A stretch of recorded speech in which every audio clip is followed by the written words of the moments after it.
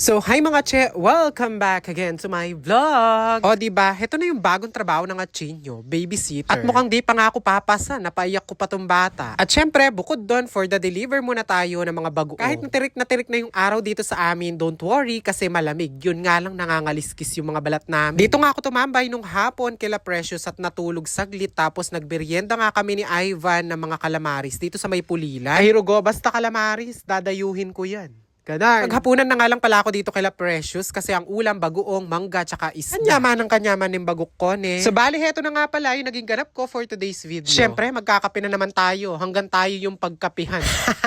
Wag naman. Nag-edit lang ako na mabilisan sa mga ilang video ko pa na hindi na-edit. Malamang.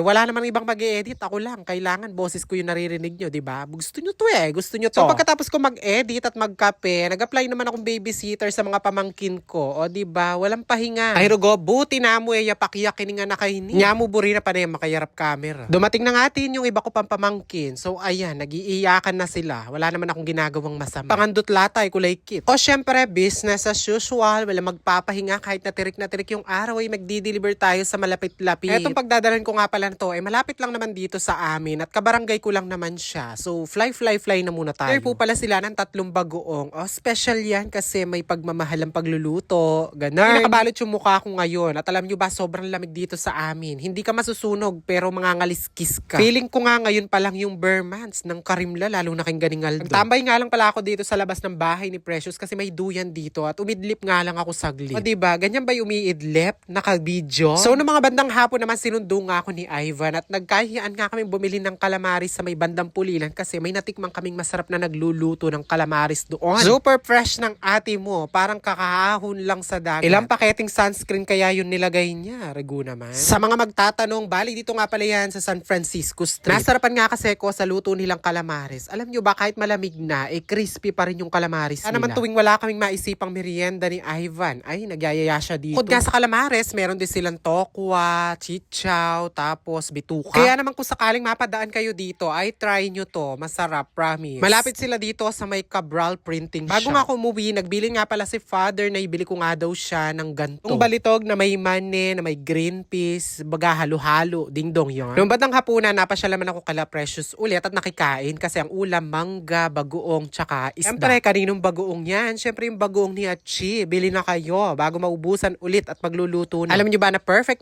to sa kare-kare, pang inihaw, pang sausawan, pang ulam, pang dessert, kasi nga matamis siya. Pero syempre, kung hindi naman kayo fan ng matatamis, ilagyan nyo na lang ng asin. Bibili pa rin kayo, wala kayong choice. O siya, yun lang muna ang ganap ng Achin.